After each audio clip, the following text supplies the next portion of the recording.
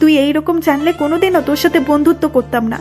আসলে এটা তোর দোষ না, এটা তোর বাবা মায়ের দোষ, তোকে সঠিক শিক্ষা দিতে পারে নাই। আচ্ছা, এত ভালো মানুষের ঘরে তোর মতো চরিত্রহীনের জন্ম কিভাবে হলো সেটাই বুঝি না।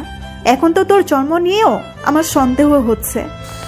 আর একটাও বাজে কথা বলবি না, যা বলার আমাকে বল। আমার বাবা মাকে নিয়ে একটা কথাও বলবি না। যা সত্যি তাই বলছি। চোরের আবার বড় গলা। তোর সাথে বন্ধুত্ব করা আমার জীবনের সবচেয়ে বড় ভুল। আর কোনোদিনও আমার সামনে আসবি না। যদি কোনোদিন তোর ওই নোংরা চেহারা আমাকে দেখাস, তাহলে আমি নিজে আত্মহত্যা করব। থাক, আর তোকে আত্মহত্যা করতে হবে না। আর কখনো তোর সামনে আসবো না। এরপর আর চাইলেও আমার মুখ দেখতে পাবি না। আচ্ছা, সত্যি কি আমাকে না দেখে থাকতে পারবি? পারবো না কেন? তুই আমার কেড়ে। তোর এই নোংরা চেহারা দেখলে আমার বমি পায়। যত তাড়াতাড়ি পারিস তোর এই নোংরা চেহারাটা আমাকে দেখা বন্ধ করিস। তোর এই পাপী চেহারাটা না দেখলেই পাচ্ছি। আচ্ছা সরি রে, এতদিন তোকে ডিস্টার্ব করার জন্য। পারলে আমাকে ক্ষমা করিস আর ভালো থাকিস। তোর এই নোংরা চেহারাটা না দেখলেই ভালো থাকবে। আচ্ছা, তোর কথাই রাখবো। এই বলে সাকিবের বাসা থেকে বেরিয়ে আসলাম। রাস্তায় হাঁটতেছি আর দুই চোখের অশ্রু বিসর্জন দিচ্ছি। এভাবে হাঁটতে হাঁটতে বাসায় চলে আসলাম। বাসায় এসে দেখি বাবা দরজায় দাঁড়িয়ে আছে। আমাকে দেখে আমার কাছে আসলো আর বলল, কোথায় ছিলে এতক্ষণ? আমি চুপ করে আছি। এতক্ষণ কই ছিলি? রাস্তা ছেলেদের মতো এত রাত বাহিরে কি করিস? আমার মান সম্মানে তো 12টা বাজিয়ে দিছিস। তোর বন্ধুরা বুয়েটে চান্স পাইছে আর তুই মেয়েদের সাথে ইফটিজিং করে দিন কাটাচ্ছিস। তোকে ছেলে বলতে আমার লজ্জা করে। আচ্ছা, রাস্তায় এত মানুষ মারা যায়, তোকে কি আল্লাহ তাআলা দেখতে পায় না? আব্বা, তোর ওই মুখে আমার নাম নেবি না। আজ থেকে তোর এই বাড়িতে খাওয়া বন্ধ। কেউ যদি ওকে খাবার দেও তো আমার চেয়ে আর খারাপ কেউ হবে না। এই বলে বাবা চলে গেল আর আম্মা দূরে দাঁড়িয়ে কাঁদছে। কিছুক্ষণ দাঁড়িয়ে থেকে রুমে চলে আসলাম। কিছুক্ষণ পর সিমি আপু রুমে এসে খাবার দিয়ে গেল। দেখলাম ওর চোখেও পানি। খাবার দিয়েই চলে গেল। খাবার আর গলা দিয়ে নামলো না। সকালে যেতে হবে নতুন গন্তব্যে। এতক্ষণ কি হলো কিছুই বুঝলেন না তো? আসুন আপনাদের বুঝিয়ে দেই। তার আগে পরিচয়টা দিয়ে দেই। আমি সালাফি, বাবা মায়ের তৃতীয় ও সবচেয়ে ছোট ছেলে। বাবা মা আর বোনদের চোখের মণি। বড় বোনের নাম তুলি, মেজ বোনের নাম সিমি। বড় বোনের বিয়ের সম্বন্ধ চলতেছে। আমরা চারজন বেস্ট ফ্রেন্ড। বলতে গেলে আমরা চারজন, কিন্তু আত্মা একটাই, সাকিব, লিমা, সাব্বির আর আমি। এখন গল্পে আসা যাক। কলেজ জীবন আমাদের ভালোই চলছিল। লিমা আমার অনেক কেয়ার করত। বলতে গেলে ওর সব কথা আমার সাথে বেশি শেয়ার করত। প্রথমে বন্ধুত্ব থাকলেও আস্তে আস্তে আমার জীবনে লিমা অনেকটা জায়গা দখল করে নেয়। কিন্তু জানতাম না এটাই আমার জীবনের সবচেয়ে ভয়ঙ্কর আধার ডেকে আনতে চলেছে। একদিন কলেজ থেকে বাসায় যাচ্ছিলাম। হঠাৎ দেখি একটা মেয়ে আনমনে হাঁটছে। পিছনে একটা গাড়ি আসতেছে, কিন্তু সেদিকে তার কোনো খেয়াল নাই। রিক্সা থেকে নেমে দৌড়ে মেয়েটার কাছে গিয়ে মেয়েটাকে ধাক্কা দিয়ে সরিয়ে দিলাম। এতে মেয়েটা ছিটকে গিয়ে রাস্তার পাশের পোলের সাথে বাড়ি খেয়ে অজ্ঞান হয়ে পড়ে গেল। মেয়েটার জামার কিছুটা অংশ ছিঁড়ে গেছে আর মাথা দিয়ে রক্ত পড়ছে। দৌড়ে মেয়েটার কাছে গিয়ে মাথাটা কোলে নিয়ে পাশের মানুষদের সাহায্য চাইলাম, কিন্তু সবাই ভিডিও করা নিয়ে ব্যস্ত। তাই মেয়েটাকে কোলে নিয়ে ছুটতে লাগলাম। পাশ দিয়ে যাচ্ছিল লিমা, সেদিকে আমার খেয়াল নাই। হাসপাতালে নিয়ে মেয়েটাকে ভর্তি করে মেয়েটার ফোন থেকে ওর বাসায় ফোন দিলাম। মেয়েটার আত্মীয় স্বজন আসলে আমি বাসায় চলে আসলাম। বাসায় আসতে সন্ধ্যা হয়ে গেল। বাসায় আসতে দেখি আব্বা দরজায় দাঁড়িয়ে আছে। আমাকে আসতে দেখে কিছু না বলে আমার গালে সজোরে 2টা থাপ্পড় মারল। এরপর যা বলল তা শুনে নিজের কানকে বিশ্বাস করতে পারছিলাম না। বাসার গেটে আব্বা দাঁড় করিয়ে জিজ্ঞেস করলো, কোথায় গিয়েছিলিস? কলেজে আব্বা। মিথ্যা বলতে তোর লজ্জা করে না? দিন দুপুর অন্য মেয়ের সাথে ডলাডলি করতে তোর লজ্জা করে না? একটা বারো আমার কথা ভাবলি না? আমার সম্মানের কথা ভাবলি না? আব্বা, আমি কি করছি? তুই কি করছিস জানিস না, তাই না? কুলাঙ্গার কোথাকার, কি করছিস মনে নাই? দাঁড়া, আমি মনে করে দিচ্ছি। লিমা! আব্বা, আমি লিমা বলে ডাক দেওয়ার সাথে সাথে লিমা ঘর থেকে বেরিয়ে আসলো। দেখলাম ওর চোখে পানি। এই কুলাঙ্গারটা কি করেছে ওর মনে নেই, ওকে মনে করে দাও তো। লিমা ওর ফোন বের করে একটা ভিডিও চালু করলো। ভিডিওতে আমাকে আর ওই মেয়েটাকে স্পষ্ট দেখা যাচ্ছে। আমি মেয়েটাকে কোলে নিয়ে দৌড়াচ্ছি। মনে পড়েছে এবার কি অপরাধ করছিস? তোর মতো কুলাঙ্গার মুখটা দেখতেও ঘৃণা লাগছে। আব্বা, আমার কথাটা আগে শুনো প্লিজ। কি শুনবো তোর কথা? অপরাধ করেও তুই মুখে মুখে কথা বলছিস? আচ্ছা, তুই কি সত্যি আমার সন্তান? এই কথা শুনে মা কাঁদতে লাগলো। মায়ের কান্না দেখে আমারও চোখে পানি চলে আসছে। আজ আমার জন্য মায়ের সতীত্বের প্রশ্ন উঠেছে। আর একজন নারীর কাছে তার সতীত্বের দাম সবচেয়ে বেশি। আব্বা আমাকে যা বলার বলো, মাকে কিচ্ছু বলবে না। আমার সাথে রেগে কথা বলছিস? এত বড় সাহস তোর?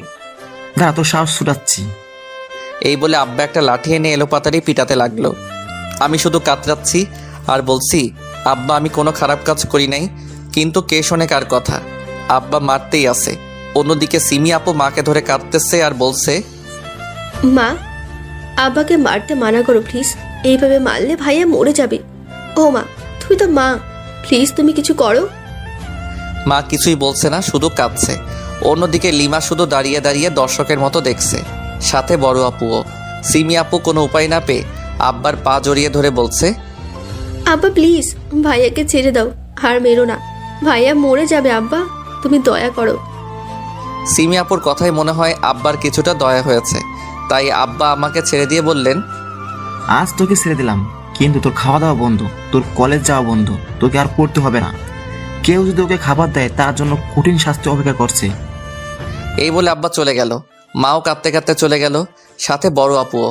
সিমি আপু দৌড়ে এসে আমার মাথা ওর কোলে নিয়ে কাঁদতে লাগলো, আর লিমাকে বলল, একটু সাহায্য করো তো প্লিজ, ভাইয়াকে রুমে নিয়ে যাই। ওকে ছুতেও আমার ঘৃণা হয়, আর সাহায্য তো দূরের কথা।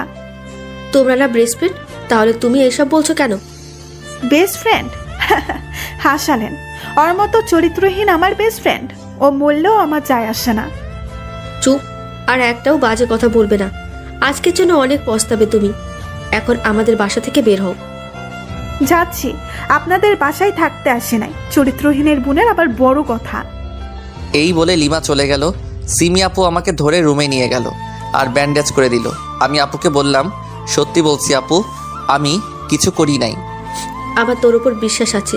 আচ্ছা দাঁড়া, তোর জন্য খাবার নিয়ে আসি। থাক আপু, খাবো না, একটু আদর করে দাও তো। আজ তোমার আদর খাওয়ার খুব ইচ্ছা করছে। আচ্ছা আয়। আমি আপুর কোলে মাথা রাখলাম, আর আপু আমার মাথায় হাত বুলাতে লাগলো। এইভাবে কখন যে ঘুমিয়ে গেছি মনে নাই। পরের দিন সকালে ঘুম থেকে উঠে ফ্রেশ হয়ে ভাবছি খাবার টেবিলে যাব কি না। একবার ভাবলাম যাব না, আবার ভাবলাম কাল হয়তো আব্বার আগের মাথায় বলেছে। 7-5 ভেবে চলে গেলাম খাবার টেবিলে। দেখলাম সবাই খাচ্ছে। আমি গিয়ে মাকে বললাম, আজকে আমাকে না ডেকে খেতে শুরু করছো, খাবার দাও, খুব ক্ষুধা লাগছে। এরপর আব্বা যা করলো এর জন্য আমি মোটেও প্রস্তুত ছিলাম না। আব্বা আমাকে খাবার টেবিলে দেখে রেগে সব খাবার লণ্ডভণ্ড করে দিল। আমি যেন বাক শক্তি হারিয়ে ফেলছি। এরপর আমার কাছে এসে, জানোয়ার, তোকে না কাল বলছি এই বাড়িতে তোর খাওয়া বন্ধু, তাহলে তুই এখানে কেন? কথা কি কানে যায় না? আমি বলছি এই বাড়ির খাবার তোর জন্য নিষিদ্ধ, তাহলে এখানে এসেছিস কেন? আমি মাথা নিচু করে বললাম, ক্ষুধা লাগছিল তাই আসছি। আচ্ছা, তুই কি আমাদের একটু শান্তিতে থাকতে দিবি না? একটু শান্তিতে খেতেও দিবি না? আচ্ছা, এখানে আসার কি দরকার ছিল তোর? একদিন না খেলে কি মরে যাইতিস? এত বেহায়া কেন তুই? কাল এত কিছু হওয়ার পরও তোর গলা দিয়ে খাবার নামবে? তুই এত বেহায়া কোথায় থেকে হইলি বুঝলাম না। আমি আপুর কথা যেন বিশ্বাস করতে পারছিলাম না, যে আপু আমাকে চোখে হারায় না সে এই কথাগুলো বলছে। আমার চোখ দিয়ে শুধু পানি পড়ছে। এসব তুই কি বলছিস আপু? ভাই নিজের বাসায় খাবে না তো কোথায় খাবে? না, ও এই বাসায় খাবে না। যে আমার মান সম্মান দিকে না তাকিয়ে একটা মেয়েকে নিয়ে রাস্তায় রঙ্গ করে বেড়ায়, সে আমার ছেলে না। আব্বা, আমি সত্যি খারাপ কিছু করিনি। আবার মুখে মুখে কথা? আজ তোর এমন হাল করব। এই বলে আব্বা মারতে থাকে। এক সময় আমাকে টেনে হিচড়ে রুমে নিয়ে দরজা বন্ধ করে দেয় আর বলে, এই রুমে যেন কেউ খাবার না দেয়, না হলে ব্যাপারটা খুব খারাপ হয়ে যাবে। আমি রুমের মেঝেতে বসে কান্না করছি। কতক্ষণ কাঁদছি মনে নাই, পেটের ক্ষুধায় মরে যাচ্ছি। হঠাৎ দেখি সাকিব কল করছে। কল করেই বলল, আজ কলেজে আসিস না কেন রে হারামি? দোস্ত প্লিজ কিছু খাবার আমার রুমের জানালা দিয়ে দিবি প্লিজ, আর কিছুক্ষণ এভাবে থাকলে মরে যাব। এভাবে বলছিস কেন? কি হয়েছে বল?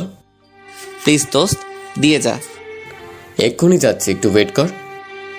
কিছুক্ষণ পর সাকিব খাবার নিয়ে এসে জানালা দিয়ে দিল। আমি ঠিকমতো হাঁটতে পারছি না। আমার অবস্থা দেখে সাকিব কেঁদে দিল আর বলল, তোর এই অবস্থা কেন দোস্ত?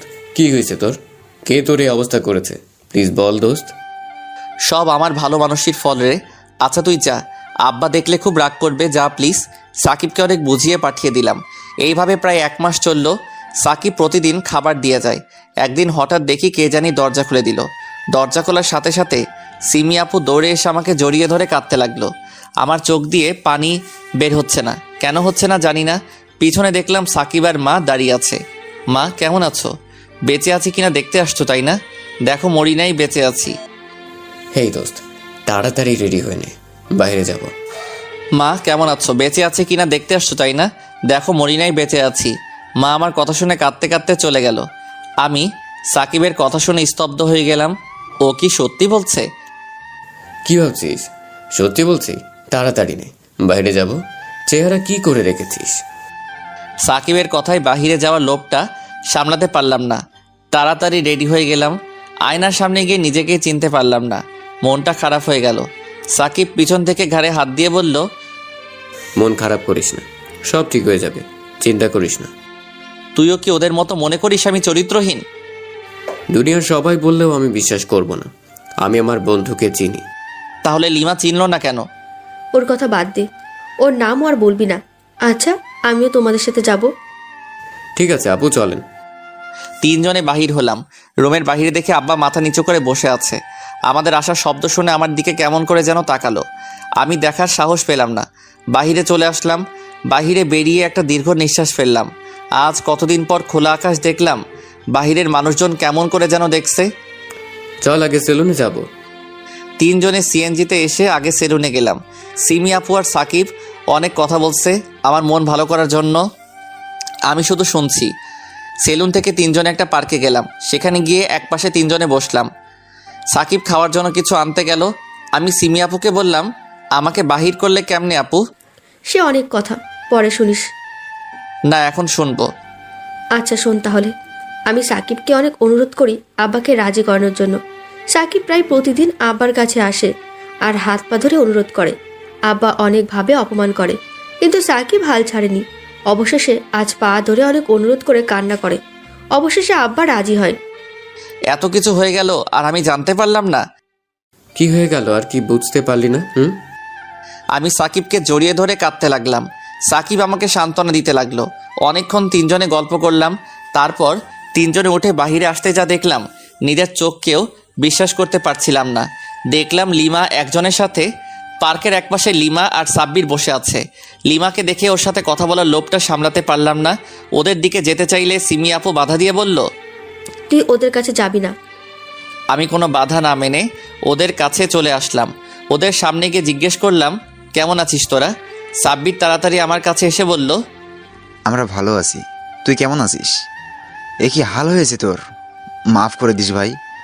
সাব্বির, তুই ওই চরিত্রহীনের কাছে মাপ চাচ্ছিস কেন? আর ওর মতো রাস্তার কুকুরের সাথে কথা বলছিস কেন? তোকে না মানা করছি? লিমা এসব কি বলছিস? ঠিকই বলছি। আর তোর ওই নোংরা মুখে আমার নাম নিবি না। আর সাব্বির, তুই থাকলে থাক, আমি গেলাম। এই বলে লিমা কাঁদতে কাঁদতে চলে যেতে লাগলো। কেন কাঁদছে বুঝছিলাম না। সাব্বিরও পিছে পিছে চলে গেল। সিমি আপু আমাকে বলল, বললাম না ওদের কাছে যাস না, কথা শুনিস না কেন? আরে ধুর আপু, লিমা শয়তানি করলো। ওর সাথে অনেকদিন কথা বলি নাই তো, তাই রাগ করছে হয়তো। চলো বাসায় যাই। তিনজনে বাসায় চলে আসলাম। সাকিব আমাদের নেমে দিয়ে চলে গেল। রাতে খাওয়ার কথা বলতে মা আসলো। আয় বাবা, খেতে আয়, তোর সব প্রিয় খাবার রান্না করছে আজকে। আমার ক্ষুধা নাই মা, তোমরা খেয়ে নাও। সে কি কথা, না খেলে অসুস্থ হয়ে পড়বি। এতদিন না খেয়ে যখন মরি নাই, তাহলে আর মরবো না ইনশাল্লাহ। তোমরা খেয়ে নাও। আমার কথা শুনে মা কাঁদতে কাঁদতে চলে গেল। রাতে আর কিছু খেলাম না। পরের দিন সকালে ঘুমের মধ্যে কে যেন ডাকতেছে। চোখ খুলে দেখি সাকিব ডাকতেছে। উঠে বললাম, এই শালা, এত সকালে ডাকছিস কেন? এখনো ঘুমোচ্ছিস শালা? ঘড়ির দিকে তাকিয়ে দেখ কয়টা বাজে। আমি ঘড়ির দিকে তাকিয়ে দেখি 9:25 বাজে। তাড়াতাড়ি রেডি হয়ে নে, কলেজে যাব। কলেজের কথা শুনে মনটা খারাপ হয়ে গেল। সাকিব বুঝতে পেরে বলল, চিন্তা করিস না, সব ঠিক হয়ে যাবে। আব্বা মানবে না রে। তুই চিন্তা করিস না, আমি সব ম্যানেজ করে নিব। এরপর রেডি হয়ে রুমের বাহিরে আসলাম। বাসা থেকে বাহির হওয়ার সময় মা বলল, কই যাচ্ছিস বাবা? আয় খেয়ে যা। কলেজে যাচ্ছি। আর আমার খাওয়ার ইচ্ছে নেই। মাথা নিচু করে বললাম। দেখলাম খাবার টেবিলে আব্বা বসে আছে। সিমি আপু বলল, একদম এই কথা বলবি না। তুই কি অন্যের খাচ্ছিস নাকি? তুই তোর খাচ্ছিস, তাই বেশি কথা না বলে খেতে আয়। কিছু না বলে সাকিব সহ কিছু খেয়ে নিলাম। তারপর বেরিয়ে পড়লাম কলেজের উদ্দেশ্যে। অনেকদিন পর আজ কলেজে গেলাম। সবাই কেমন চোখে যেন দেখছে। দূরে দেখলাম লিমা আর সাব্বির দাঁড়িয়ে আছে। সাকিবকে জোর করে ওদের কাছে নিয়ে গেলাম। ওদের সামনে গিয়ে বললাম, কিরে কেমন আছিস, কখন আসছিস কলেজে, আর দেখেও কথা বলছিস না কেন? আচ্ছা সাব্বির, চল। চলে যাচ্ছিস কেন? কি বলছিস শুনতে পাচ্ছিস না? কোনো রাস্তার কুকুরের সাথে কথা বলার ইচ্ছা আমার নাই। সাব্বির, চলো। মনটা খারাপ হয়ে গেল। দেখলাম লিমার চেহারা আর আগের মতো নাই, অনেকটা শুকিয়ে গেছে। আমার নীরবতা দেখে সাকিব বলল, চল ক্লাসে যাই। এরপর ক্লাসে গেলাম। ক্লাস শেষ করে বাহিরে এলাম। এসে দেখি লিমা আর সাব্বির কোথায় যেন যাচ্ছে। আমি ওদের সামনে গিয়ে বললাম, কোথায় যাচ্ছিস তোরা? সেই কৈফিয়ত কি তোকে দিব? তুই কে আর সে তোকে বলতে হবে? দিতে হবে, কারণ আমি তোর বেস্ট ফ্রেন্ড। হাসালি তুই, তোর মতো চরিত্রহীন আমার বেস্ট ফ্রেন্ড। আর কোথায় যাচ্ছি জানতে চাইলি না? আমি সাব্বিরকে ভালোবাসি, ওর সাথে পার্কে যাচ্ছি। আমি লিমার হাত ধরে বললাম, লিমা এরকম করিস না প্লিজ, মরে যাব। কুত্তার বাচ্চা, কথা তোর কানে যায় না?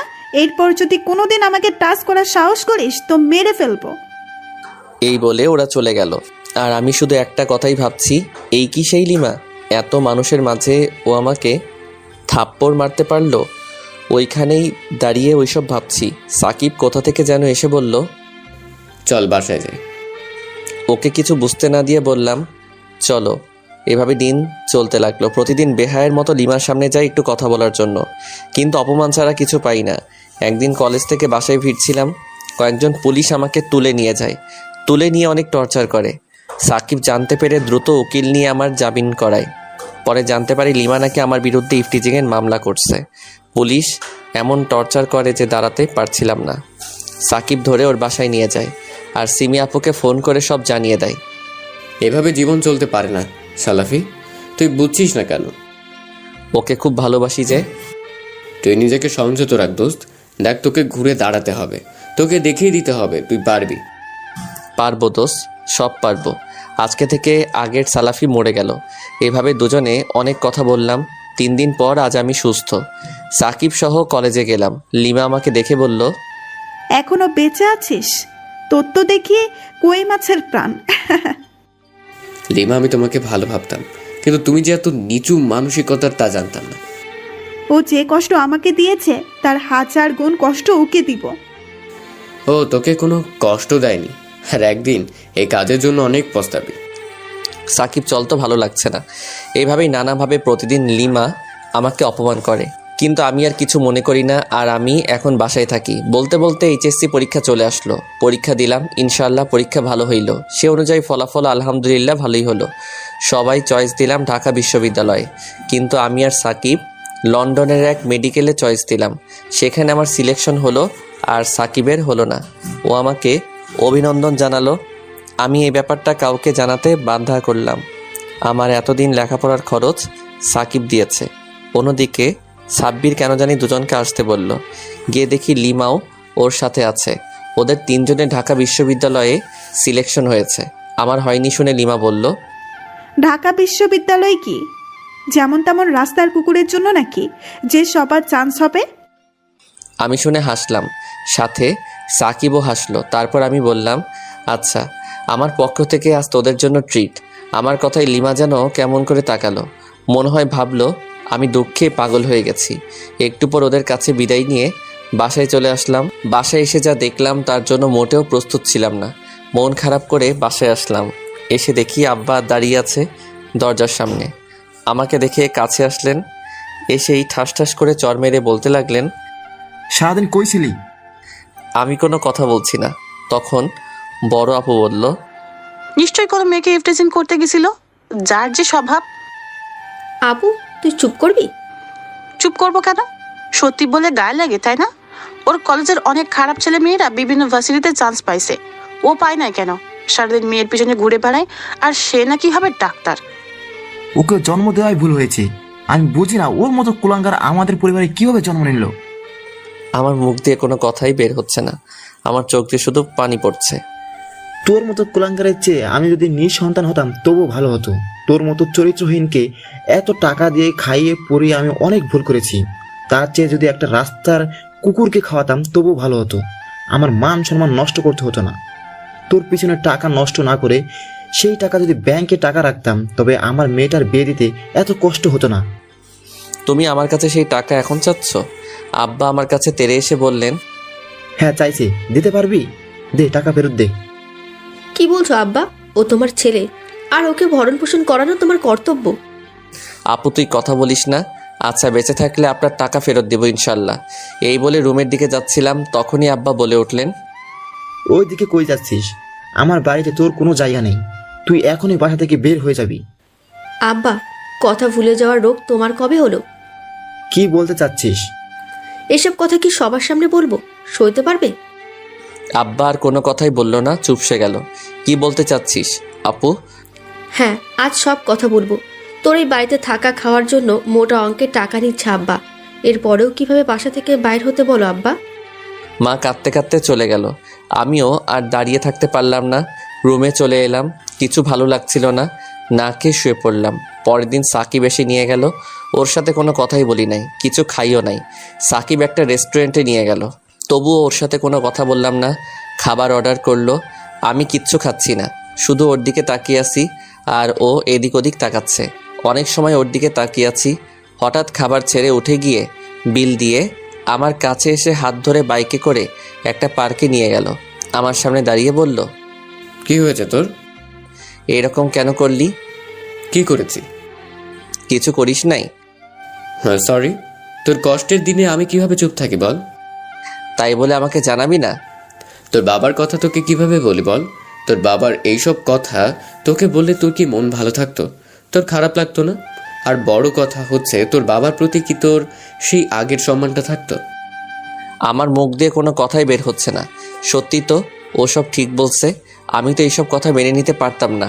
হঠাৎ সাকিব আমাকে জড়িয়ে ধরে কাঁদতে লাগলো আর বলতে লাগলো, আমাকে মাফ করে দে দোস্ত, তোকে না বলে এসব করা আমার ঠিক হয়নি। তোর কষ্ট আমার একদম সহ্য হয় না রে। তোকে যে আমার ভাই মনে করি, আমাকে মাফ করে দে। তোর এইভাবে চুপ থাকা একদম সহ্য হচ্ছে না। পারলে মার, তবু এরকম করিস না। আমাকে বাসায় নামিয়ে দে, ভালো লাগছে না। না, আগে কিছু খেতে হবে, কাল থেকে কিছু খাস নেই। আচ্ছা চল। এরপর দুজনেই একটু করে খেলাম। সাকিব বাসায় নামিয়ে দিতে আসছে। সাকিবকে দেখে আব্বা বললেন, সাকিব, নাস্তা করে যাও। আমার খাবারের কথা আপনার ভাবতে হবে না, আমার বন্ধুকে খাওয়ালেই হবে। এই বলে সাকিব চলে গেল। আমিও রুমে গেলাম। রাতে খাওয়ার জন্য মা ডাকতে এসে বলল, বাবু খেতে আয়। খাবো না মা। কেন খাবি না? প্লিজ আয় বাবু। খাবো না মা। আর আমাকে খাওয়ার জন্য কেন ডাকছো বুঝছি না। আমি তো রাস্তার কুকুরের চেয়েও খারাপ। ও এবার বুঝছি। টাকার কথা ভাবছো তো, সেটা সাকিবকে বলে দিয়েছি। ও সময় মতো টাকা দিয়ে দিবে। আর কয়েকটা দিন সহ্য করো। আর মরে গেলেও মুখ দেখাবো না। মা ওড়না দিয়ে চোখ মুছতে মুছতে চলে গেল। মা চলে যাওয়ার পর অনেকক্ষণ কাঁদলাম। কিছু সময় পর সিমি আপু আসলো। এসে দেখলো আমি কাঁদছি। আমার কাছে এসে বসে ঘাড়ে হাত রাখলো। আপুকে দেখে ওর কোলে মাথা রেখে বললাম, আচ্ছা আপু, আমাকে কি রাস্তা থেকে কুড়িয়ে আনছিল? আমি মরলেই কি সবাই শান্তি পাবি? একটা চর লাগাবো কুত্তা? আর একটা বাজে কথা বললে আর কোনোদিন তোর সাথে কথা বলবো না। এসব হয়েছে লিমার জন্য, ওকে তো আমি কোনোদিনও মাফ করবো না। থাক না আপু, ওর কথা বাদ দে। আপুর চোখেও পানি। দুই ভাই বোন অনেক সময় ধরে কাঁদলাম। এরপর আপু বলল, দেখ তোর জন্য কি আনছি, বিরিয়ানি, তোর ফেভারিট খাবার। খাবো না আপু। চিন্তা করিস না, এটা বাড়ির না, আমি কিনে আনছি। এরপর জোর করে আপু খাওয়াতে লাগলো। আমিও আপুকে খাইয়ে দিলাম। দরজার কাছে দেখি আব্বা আমাদের দেখছে আর চোখের পানি ফেলছে। আসলে কি তোর কোথাও চান্স হয়নি? আমি কোনো কথা বলছি না। আচ্ছা, এখন হয়নি, ইনশাআল্লাহ একদিন হবে, তুই ট্রাই কর। এই বলে আপু চলে গেল। এভাবে ভালোই দিন চলছে। কিছুদিন পর লিমা সবাইকে ডাকলো। ইচ্ছে না থাকা সত্ত্বেও সাকিবের সাথে যেতে হলো। সেখানে গিয়ে দেখি লিমা আগের চেয়ে অনেক শুকিয়ে গেছে। ওর দিকে আর তেমন তাকালাম না। লিমা সবার উদ্দেশ্যে যা বলল তা নিজের বিশ্বাস করতে খুব কষ্ট হলো। আব্বা এতটা কাজ করলো অথচ আমি কিছুই জানি না। খুব কান্না পাচ্ছিল। শোন, সবাই এখানে, একজন বাদে সবার দাওয়াত।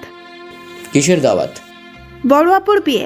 নিজে আমাকে ফোন করে সবাইকে বলতে বলেছে। কোন বড় আপু আর কার বড় আপু? লিমা আমার কথা শুনে হাসতে লাগলো। কেন হাসতেছে কিছুই বুঝছি না। আমি মাথা নিচু করে ফেললাম। সাকিব জিজ্ঞেস করলো, হাসতেছিস কেন?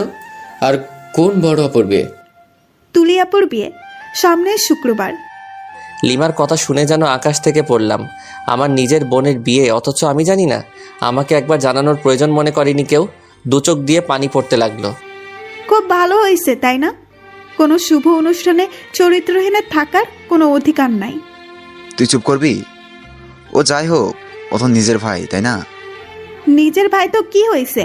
চরিত্রহীন কি কুকুরের পেটে জন্মায়? আমি তো বলি আঙ্কেল সঠিক সিদ্ধান্তই নিয়েছে। আর সাকিব, তোকে না বললাম কোনো চরিত্রহীনকে নিয়ে আসবি না? কোনো রাস্তার কুকুরের মুখ দেখার কোনো ইচ্ছা আমার নাই। এরপর থেকে একা আসবি, আর বৃহস্পতিবার আপু চাইতে বলেছে, একজন বাদে। সাকিব কিছু বলতে চাইলো, কিন্তু আমি ওকে আটকিয়ে বললাম, আমাকে একটু বাসায় এগিয়ে দিয়ে আসবি, খুব খারাপ লাগছে। কি হয়েছে তোর? কেমন লাগছে আমাকে বল। লিমা যেন কেমন করে তাকালো। সাব্বির আমাকে ধরতে আসলে সাকিব বাধা দিয়ে বলল, আমার বন্ধুকে আমি একাই সামলাতে পারবো, কাউকে লাগবে না। এরপর সাকিব আমাকে ধরে বাইকে উঠিয়ে চলে যেতে লাগলো। তারপর সাব্বির লিমাকে বলল, তোর কি মনে হচ্ছে না একটু বেশি করে ফেলছিস? আচ্ছা, তুই তো এরকম ছিলিস না। আজ তোর জন্য বন্ধুরা আমাকে ভুল বুঝলো। তুই যা করিস এর জন্য একদিন খুব পস্তাতে হবে, দেখিস। এই বলে সাব্বির চোখের কয়েক ফোঁটা পানি ফেলে চলে গেল। লিমা যেন বাকশক্তিহীন হয়ে গেছে। ও কিছুই বলছে না। বাইক থেকে নেমে সাকিব আমাকে ধরে রুমে নিয়ে গেল। সিমি আপু আমাকে দেখে দৌড়ে কাছে এসে আমাকে ধরে কাঁদতে কাঁদতে বলল, কি হয়েছে তোর ভাইয়া? তেমন কিছু না, আমাকে নিয়ে কাউকে ভাবতে হবে না, আমার জন্য আমার বন্ধুই যথেষ্ট। সিমি আপু অশ্রুসিক্ত নয়নে আমার দিকে চেয়ে রইল। সাকিব আমাকে রুমে নিয়ে আসার পর ওকে বললাম, পাসপোর্ট আর ভিসার কি খবর? সব রেডি। কালকে নিয়ে আসবি, আর সাব্বিরকেও নিয়ে আসিস, একটা বিষয়ে কথা বলার আছে। আচ্ছা। সাকিব চলে গেল। কিছুক্ষণ পর আব্বা আমার রুমে এসে আমার পাশে বসলো। আব্বাকে দেখে আমি একটু উঠে বসলাম। আব্বা আমাকে দেখে বলল, কেমন আছিস? মরি নাই, বেঁচে আছি। এত খবর নিতে হবে না, যা বলতে আসছেন বলতে পারেন। শুনলাম আপনার মেয়ের নাকি বিয়ে। যা শুনছি সব সত্য। আগামী শুক্রবার, তাই অনুরোধ করছি, তোর এই মুখ বিয়ে বাড়িতে কাউকে না দেখালে খুশি হব।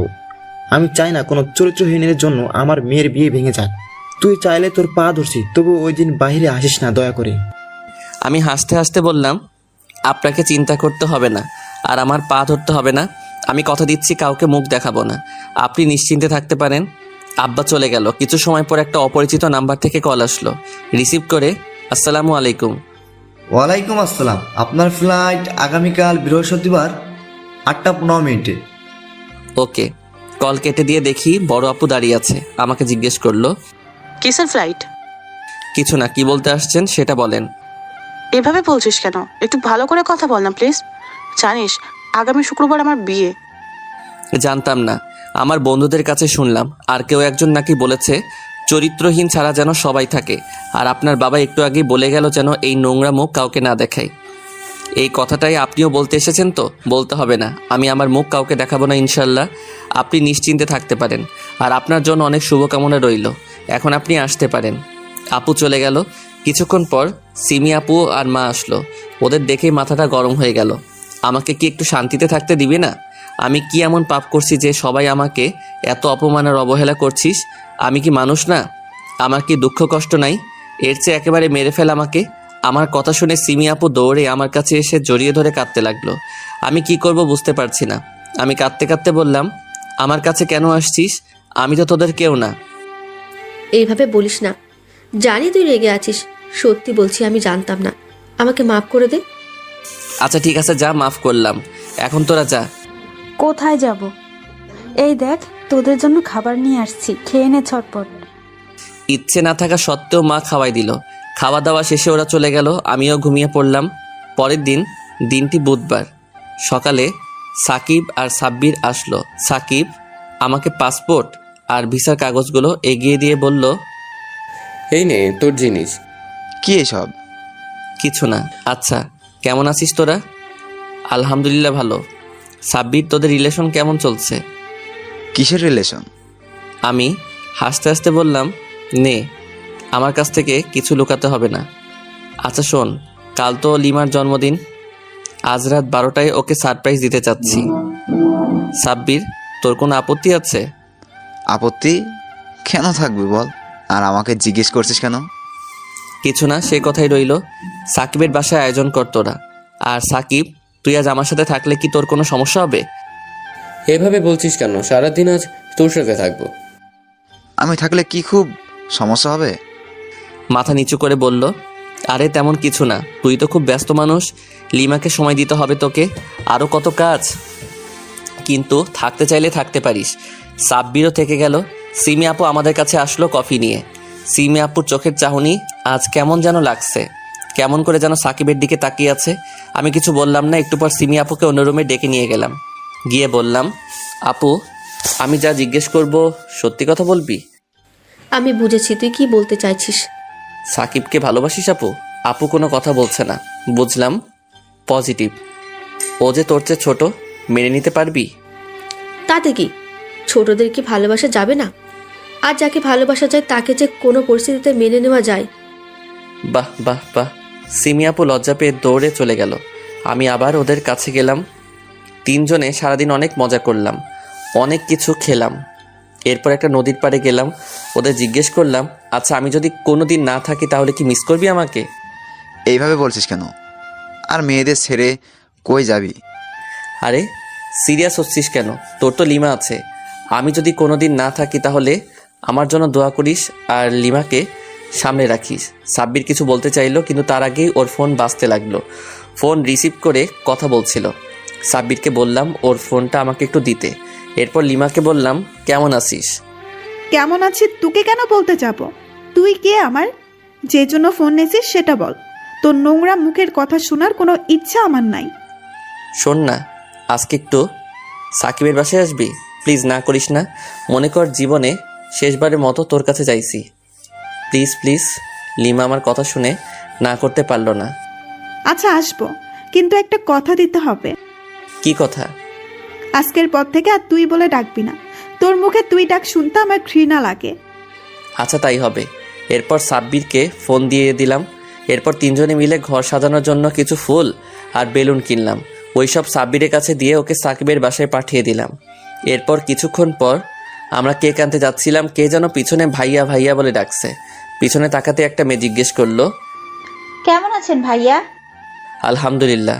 কে আপনি? চিনলাম না। আরে আমার কথা মনে নাই? ওই যে রাস্তায় অ্যাক্সিডেন্ট করছিলাম, আপনি আমাকে হাসপাতালে নিয়ে গেছিলেন, এরপর তো আপনার কোনো খবর নাই। ও, চিনতে পারছি। তো কেমন আছেন এখন? আলহামদুলিল্লাহ। ভাইয়া, আমি কিন্তু আপনার ছোট, আর আমার একটা নাম আছে জান্নাত। আমাকে তুমি করে ডাকলে খুশি হব। একটা ছেলে এসে জান্নাতের পাশে দাঁড়ালো। আচ্ছা ঠিক আছে। আচ্ছা ইনি কে? আমার ভাইয়া। কাল আমার ভাইয়া গায়ে হলুদ, তাই কিছু কেনাকাটা করার জন্য আসছি। ও আচ্ছা, কংগ্রেস ভাইয়া। ধন্যবাদ। এরপর চারজনে কথা বলছিলাম। লিমা ওই দিক দিয়ে যাচ্ছিল, আমাদের দেখে রাগ করে চলে গেল রিকশায় করে। কিছুক্ষণ পর আমরা কেক নিয়ে সাকিবের বাসায় গেলাম। রাত 11:45। লিমা দরজায় বেল বাজালো। আমি দরজা খুলে দেখি ও পেস্ট কালারের একটা হিজাব পরে এসেছে। ওর চোখ দুটো দেখেই আবার মায়ায় পড়ে গেলাম। কতক্ষণ তাকিয়েছিলাম মনে নাই। ওই, এভাবে তাকিয়ে থাকার কি আছে? একটু পিছনে ঘুরো প্লিজ। আমার কথা শুনে পিছনে ঘুরলো। এরপর ওর চোখ লাল ফিতা দিয়ে বাঁধতে গেলে পিছনে ঘুরে ঠাস ঠাস করে চড় মারতে লাগলো। এরপর যা হয়েছে আপনাদের তো জানা। এরপর আমি চলে আসার পর সাকিব বলল, আজকের কাজটা তুই একদম ঠিক করিস নাই। তোকে আমার ফ্রেন্ড ভাবতেও আজ লজ্জা করছে। জানিস আজ সালাফি কত খুশি ছিল। আজ তো জন্মদিন আমাদের কারোর মনে ছিল না, শুধু ওর মনে ছিল। কি? আজ আমার জন্মদিন? আমার তো মনেই ছিল না। আজ আমি তোকে বলছি তুই ফ্রেন্ড হওয়ার যোগ্য না। তুই আমাকেও ওর থেকে দূরে রাখেছিস। জানিস ওর জন্য কত কষ্ট হয়েছে, কিন্তু কিছু বলতে পারি নাই। ওই চরিত্রহীনটার হয়ে তুইও আমাকে কথা শোনাচ্ছিস? আর একবার এই কথা বললে তোর জিভ টেনে ছিঁড়ে ফেলবো। কিন্তু তুই যে অপবাদ ওকে দিয়েছিস সেটা যদি মিথ্যে হয় আর কোনোদিনও জানতে পারি, তাহলে মনে রাখিস না তোকে ছাড় দেব। তোরা যে কষ্টটা সালাফিকে দিয়েছিস কোনোদিন তোদের আমি মাফ করব না। এখন তোরা যা এখান থেকে। সাকিবের কথা শুনে ওরা চলে গেল। আজ বৃহস্পতিবার সকালে সাকিব আসছে। কিছুক্ষণ পর লিমা আর সাব্বিরও বাইকে আসলো। ম্যাচিং ড্রেস পরে দুপুরে সিমি আসলো। সাকিব, তোকে কিছু বলার আছে। বল। আমার একটা কথা রাখবি? এভাবে বলছিস কেন? তুই বললে তো নিজের জীবনটাও দিয়ে দিতে পারি। সিমি আপুর হাতটা সাকিবের হাতে দিয়ে বললাম, জীবন দিতে হবে না, আমার জীবনটাকে আগলে রাখলেই হবে। সাকিব লজ্জায় মাথা নিচু করে ফেললো, আর সিমি আপু আমার বুকে মুখ লুকালো। এত লজ্জা পেতে হবে না। সাকিব, আমার বোনটাকে আগলে রাখিস, আর আমি না থাকলে ওর চোখে পানি আসতে দিস না প্লিজ। কই যাবি তুই? কোথাও যেতে দিব না, তুই আমার কাছে থাকবি। আচ্ছা ঠিক আছে, মাকে একটু ডাক দে তো। সিমি মাকে ডেকে দিল। আমি সিমিকে বললাম সাকিব আর সাব্বিরকে বাহিরে নিয়ে নাস্তা দিতে। ওরা বাহিরে গেল। মা একটু আমার পাশে বসবে? মা আমার পাশে বসলো। মাকে বললাম আমার জন্য একটু ভাত নিয়ে আসবে, শেষবারের মতো তোমার হাতে খাবো। মা চোখের পানি আঁচলে মুছে চলে গেল। কিছুক্ষণ পর ভাত নিয়ে আসলো, আমাকে খাইয়ে দিল। খাওয়া শেষে, মা আমাকে মাফ করে দিও, আমার জন্য তোমাকে অনেক বাজে কথা শুনতে হয়েছে। আচ্ছা মা, তোমার কোলে মাথা রেখে একটু ঘুমাই। এরপর মায়ের কোলে মাথা রেখে শুয়ে পড়লাম। বিকালে কারো চেঁচামেচিতে ঘুম ভেঙে গেল। দেখলাম মায়ের কোলে এখনো শুয়ে আছি। একজনকে নিয়ে পড়ে থাকলে হবে? আজ আমার যে গায়ে হলুদ, সেদিকে কারো নজর আছে? আচ্ছা, তুমি কি সত্যি আমার মা? মা কিছুই বলছে না, শুধু কাঁদছে। আমার জন্য মাকে কত কথা শুনতে হচ্ছে। মা চলে গেল। আপু বলল, রুমেই থাকিস, অনেক মেহমান আসছে, আমি কোনো অশান্তি চাই না। বলেই বড় আপুও চলে গেল। সব কিছু রেডি করে নিলাম।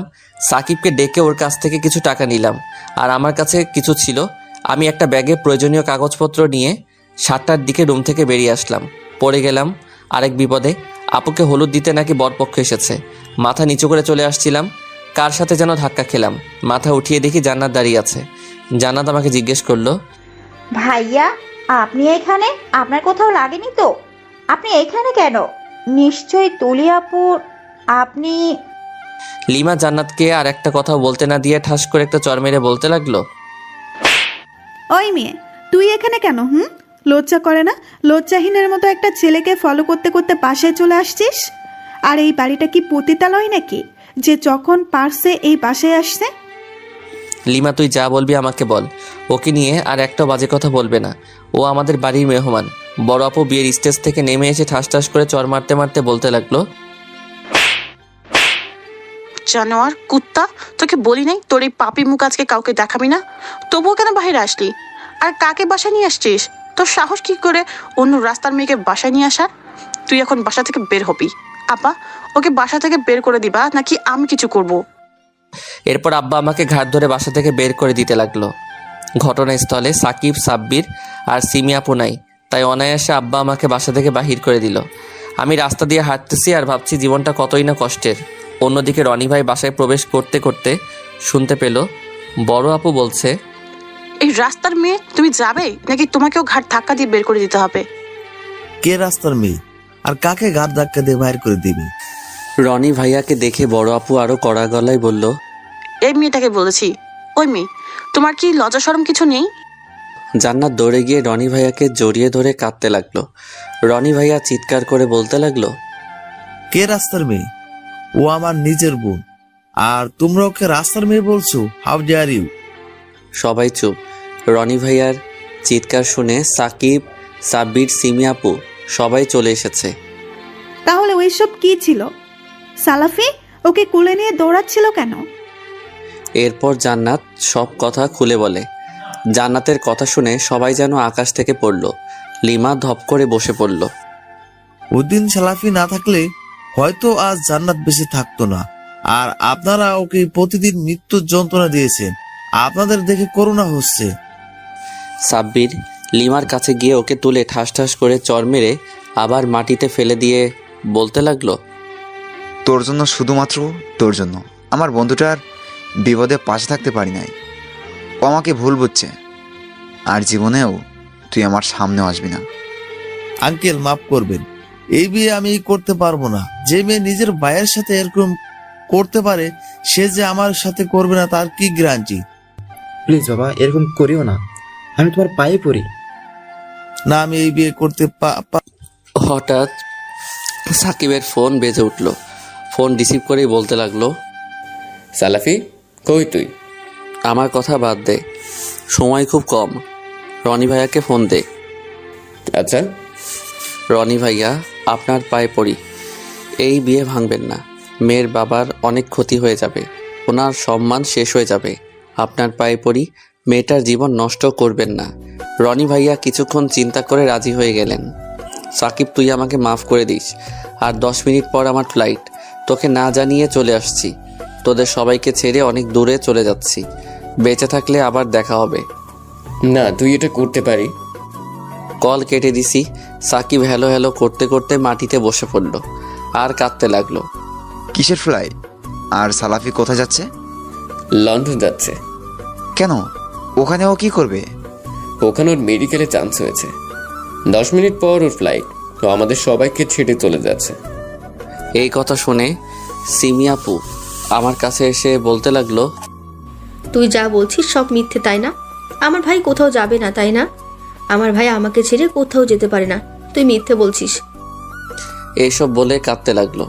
সাকিব সিমিকে বুকে জড়িয়ে নিয়ে কাঁদতে লাগলো। তুই এত বড় সত্যিটা লুকিয়েছিস? আর সবাই কতই না ফেইলার বলে অপমান করেছে। সালাফি বলতে নিষেধ করেছে। হঠাৎ সাকিবের ফোনে একটা SMS আসলো। বালিশের নিচে চিঠি আছে, পড়ে নিস। এরপর সাকিব কল দিতে লাগলো, কিন্তু ফোন অফ। সাকিব আর সাব্বির দ্রুত বাইক নিয়ে এয়ারপোর্টে খুঁজতে লাগলো, কিন্তু কোথাও পেল না। অবশেষে হতাশ হয়ে বাসায় ফিরে আসলো। সিমি আপু সাকিবের কলার ধরে ঝাঁকিয়ে ঝাঁকিয়ে বলতে লাগলো, ওই আমার ভাই কই? কোথায় আমার ভাই? তোরা আমার ভাইয়াকে কোথায় লুকিয়ে রাখছিস? আমরা অনেক খুঁজেছি কিন্তু পাই নাই। বিশ্বাস করো। তোরা কেমন বন্ধু যে আমার ভাইটাকে আটকে রাখতে পারলি না? আমি তোদের আর কিছু বলতে পারল না। অজ্ঞান হয়ে সাকিবের বুকে পড়ে গেল। সাব্বির বালিশের নিচ থেকে চিঠিগুলো আনলো। চিঠিগুলো পড়ে কেউ কারো চোখের পানি ধরে রাখতে পারল না। চিঠিতে লেখা ছিল, প্রিয় বাবা, প্রথমে আমার সালাম নেবেন। জানি আপনি অনেক ভালো আছেন। ভালো থাকারই কথা। আজ আপনার মেয়ের বিয়ে। এর চেয়ে বড় কথা, আজকে আপনার চোখের বিষ, যার জন্য আপনার সম্মান নষ্ট হয়েছে, সেই কুলাঙ্গারটা আর আপনার চোখের সামনে আসবে না, আর আপনার অন্ন ধ্বংস করবে না। আচ্ছা আব্বা, আপনি তো আমায় খুব ভালোবাসতেন। আমি তো আপনার চোখের মণি ছিলাম। আপনি তো আমাকে চোখে হারাতেন। আমি না খেলে আপনিও খেতেন না। আমি অসুস্থ হলে সারা রাত আমার সেবা করতেন। আমি ব্যথা পেলে আমার চেয়ে তো আপনি বেশি ব্যথা পেতেন। তাহলে কি সব মিথ্যা ছিল? আচ্ছা, আমি কি এতটা অবহেলা পাওয়ার যোগ্য ছিলাম? আমি কি এতটাই খারাপ ছিলাম? আমি তো কোনো দিন আপনার কথার বাহিরে যাই নাই। আপনার কথা মতো সব করছি। তাহলে এতটা অবহেলা পেলাম কেন? সত্যি বলছি আব্বা, তোমার সম্মান নষ্ট হয় এমন কোনো কাজ আমি করি নাই। এমন কাজ আমি করার কল্পনাও করতে পারি না। আব্বা, তুমি তো অপরের সাহায্য করা শিখাইছো, তাহলে আজ কেন আমাকে এতটা মরণ যন্ত্রণা দিলে? তাহলে কি তোমার শিক্ষা ভুল ছিল? যাই হোক, আর কথা বাড়াতে চাই না। আজ আপনার দোয়াটা অনেক প্রয়োজন ছিল। আশাও করেছিলাম, কিন্তু সবার ভাগ্যে কি সব কিছু হয়? ভালো থাকবেন। আর আমাকে এতদিন খাইয়ে পরিয়ে বড় করার জন্য ধন্যবাদ। আল্লাহ তাআলার কাছে দোয়া করি যাতে আপনার টাকাটা দিয়ে মরতে পারি। জানি পিতামাতার ঋণ কখনো শোধ করা সম্ভব না, তবুও চেষ্টা করব। আর এই যে বড় আপু, তোকে বলছি, তুই তো এমন ছিলিস না। তুই তো আমাকে খুব ভালোবাসতিস। আমি তো তোর বেস্ট ভাই ছিলাম। তুই তো বলতিস আমি নাকি তোর বেস্ট ভাই ছিলাম, তাহলে কি মিথ্যা বলছিস? আর একটা কথা বলি, তোর ভাই কোনোদিন কোনো মেয়েকে ইফটিজিং করেনি। একটা বাহিরের মেয়ের কথা শুনে আমার সাথে যে ব্যবহার করেছেন, একটা রাস্তার কুকুরের সাথেও মানুষ সেই ব্যবহার করে না। আর আলহামদুলিল্লাহ, আমিও অতটাও ফেইলার না। আল্লাহ তাআলা কিছু মেধা আমাকেও দিছে। আজকে থেকে তোদের উপর থেকে ভাই আর ছেলের কলঙ্কটা উঠিয়ে নিলাম। ভালো থাকিস। আমার কথা শুনে বাবা ধপ করে বসে পড়ল। আর বড় আপু যেন কথা বলার ভাষা হারিয়ে ফেলেছেন। মাথা নিচু করে শুধু কান্না করছে। পরের চিঠি, প্রিয় লিমা, আশা করি ভালো আছো। ভালো থাকারই কথা। জানিস, তোর একটা কথার জন্য পরিবারের সবচেয়ে আদরের ছেলেটা আজ অবহেলিত। কেন করলি এমন? কি ক্ষতি করছি তোর? অন্য মানুষকে সাহায্য করাই কি আমার সবচেয়ে বড় দোষ? তুই তো আমার সবচেয়ে কাছের বন্ধু ছিলিস, আমার ব্যাপারে সব জানতিস, তাহলে এইটুকুতেই কেন এমন করলি? জানিস, তোর কেয়ার করা, অন্য মেয়েদের দিকে তাকাতে না দেওয়া, সময় মতো সকালে জাগিয়ে দেওয়া ইত্যাদি দেখে মনে করছিলাম